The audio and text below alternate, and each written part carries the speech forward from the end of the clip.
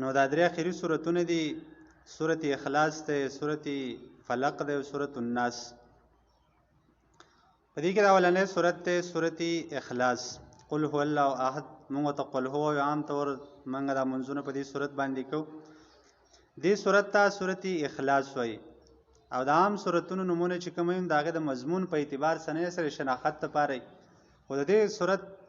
نوم چې اخلاص دی نو په دې وجه باندې ته سورت اخلاص وایي چې په دې کې خالص توحید بیان شوی دی. په دې کې بل څه خبره نشته، نور احکام پکې نشته، صرف د الله رب العالمین وحدانیت او یووالی پکې ذکر شوی دی. ته په دې وجه باندې سورت اخلاص ویل کېږي. او دا لنډ صورت دی، مختصر صورت دی، خو ډېر لوی صورت دی. نبی علیه صلات وسلام فرمایي چې دا د قرآن د ثلث برابر دی، یعنی د قرآن د درېمې حصې برابر دی. او درېمې حصې برابر د هغې مختلف علماو تاویلات کړي، خو یو تاویل او صحیح تاویل هم دا دی چې ګوره قرآن اهم مضامین او بنیادی مضامین چې کوم دا درې دي، یو توحید دی، یو رسالت دی او یو آخرت دی، یعنی د الله رب العالمین یووالی دی، دویم د انبیاو ذکر دی پکې، او دریم چې کوم دی نو هغه د آخرت ذکر دی چې دنیا نه موږ ځو آخرت ته به ځو، الله رب العالمین به زموږ او ستاسو سره احتساب کوي، هلته یا جنت ته یا جهنم ته تلل دي، الله دې موږ ټول جنت ته بوځي. او په دې صورت کې صرف خالص توحید بیان شوی دی. نو یعنی سلسل قرآن ورته ځکه وایي چې دا د قرآن یو پوره درېیمه حصه په دې کې بیان شوی ده، د الله رب العالمین یووالی پکې ذکر شوی دی. او دې ډېر زیات فضایل دي. په حدیثو کې راغلي نبی علیه صلات وسلام یو لښکر ولېږو، شرطه په یو سفر باندې ولېږو، د هغې چې کوم سردار جوړ کړو نو هغې به خلکو لمونځ کاوه،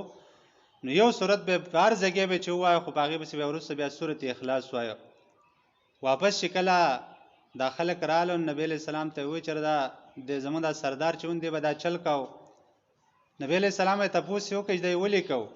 هغو ته یې تپوس وکړ دا ولې کوې؟ ځکه کوم چې په دې صورت سره زما مینه ده. نبی علیه السلام ورته وفرمایل چې اخبروه ان الله یحبه، دغه کس خبر ورکوي چې الله رب العالمین د دې سړي سره محبت کوي، ځکه دا د دې صورت سره محبت کوي نو الله به د ده سره محبت کوي. دومره عظیم صورت دی. بل قبا امام دی، نبی علیه صلات وسلام ته شکایت راغی چې زمونږ دا امام چې کوم دی نو دا چې کله مونځ کوي نو د ټول کله چې صورت فاتحه وایم د هغې نه وروسته خامخا قل هو الله احد وایي، د هغې نه وروسته ورسره بل صورت میلاوئ. دیو به ورته وایي دې شلمه کو دا طریقه خو صحیح نه ده،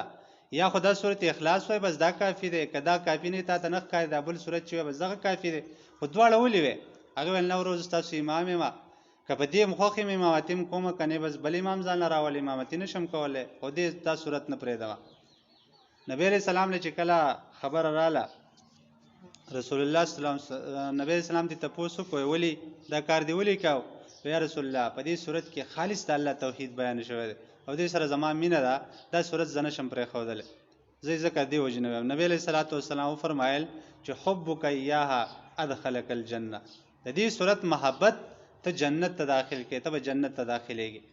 لہذا په دې وجه باندې دا صورت ډېر زیات ویل پکار دي، د ذکر هم کول پکار دي، او روزانه کم از کم دا د سار په وخت کې او د ماښام په وخت کې ویل پکار دي، او کله سړی وده کېږي په دغه وخت کې هم د دې تلاوت کول پکار، ځکه د قرآن درېیمه حصه د هغې اجر پرې میلاویږي. نو لفظي ترجمې ته غوږ شئ. بسم الله الرحمن الرحیم، خاص په امداد د نوم د الله، الرحمانی چې عام مهربانه دی، الرحیم او خاص مهربانه دی. شروع کوم زه نه په نوم د بل چا. قل ورته ووایه پیغمبره هو الله، او د دې شان نزول څه شی دی؟ د دې شان نزول مختلف ډېر شه روایت دی پکې چې د یهودو هم د نبی علیه السلام نه تپوس کړی، عیسایانو هم د نبی علیه السلام نه تپوس کړی، او د مکې مشرکانو هم د رسول الله صلی الله علیه وسلم نه تپوس کړی. موږ ته خپل رب نسب بیان کا، نسب یې څه دی، دا څوک دی، موږ ته لږ تعارف وکړه. نو الله رب العالمین دا آیتونه راولېږل، دا صورت یې راولېږو چې زما نسب دی خلکو ته بیان کړه چې زه څوک یم. نو الله ورته وفرمایل چې پیغمبره دی خلکو ته ووایه، قل ووایه پیغمبره هو چې هغه رب او هغه الله چې تاسو یې تپوس کوئ، الله هغه الله دی، احد او یو دی. نو دلته الله رب العالمین خپل تعارف کوي. قل پیغمبره ورته ووایه د خلکو ته کوم خلک چې ستا نه تپوس کوي، هو چې هغه رب چې زه تاسو را بلم هغې ته چې تاسو د هغې بندګي وکړئ، د بل چا بندګي مه کوئ. الله هغه الله دی. د الله د دې نوم څه دی واشنا او د مخکې نه ځکه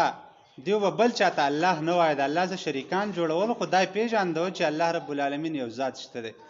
نو الله ته ډایرک خپل نوم وایي چې ګوره زه هغه الله یم کوم الله چې تاسو پیژنئ حق الله یم او دا پیغمبر تاسو دغه دعوت درکوي چې دغه الله بندگی وکړي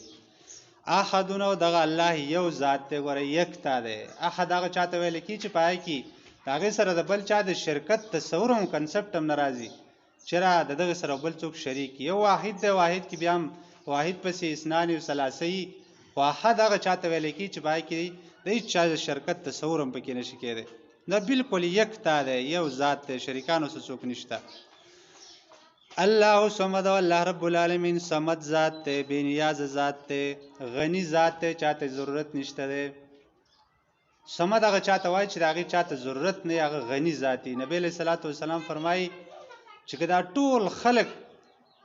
یو شان کافر شي او گمراه شي د الله په بادشاہي کې هیڅ کمه ذره برابر کمه هم ناراضي او کدا ټول خلق یو شان کافر شي ټول له کوپر کلمه وای د الله رب العالمین په بادشاہي کې زره کمه ناراضي او ټول مسلمان شي او ټول کلمه د اسلام وای د الله رب العالمین بادشاہي کې هیڅ اضافه ناراضي الله وای چې تاسو نه نو ستاسو زبان به نور خلق پیدا کوم خالق دی مالک دی رازق دی نو الله چاته ضرورت نشته الله چې زموږ ستانه د دین خدمت غواړي او د دین کول غواړي نو هغه زموږ ستاده کامیابی لپاره غواړي چې ما تا کامیاب شو نه الله رب العالمین صمد ذات دی غنی ذات دی لم یلد نه داغه اولاد شته یعنی څوک یې زیږول نه دی ولم یولد نو هغه د چانه پیدا کړی شوی دی نه مور پلار شته دی او نه داغي بچی شته دی الله د سی ذات دی ولم یکن له نشته داغه سره کفن هم سره یو شان احدن هیڅ کوف هغه چاته ویل کی چې دا د چا سره یو شان هم سره وسه منګه په دې فقہ کې د نکاح په باب کې منګه دا وایو کنه کوف نو کوف هغه چاته ویل کی چې ګوره د جنې او د زنانه نکاح به داغه چا سکے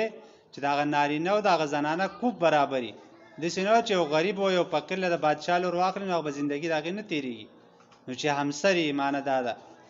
نو د الله رب العالمین سره الله وای چې ولم یکل له نشته د الله سره کوفن هم سره حدن هیڅ څوک الله سره هیڅ څوک یو شان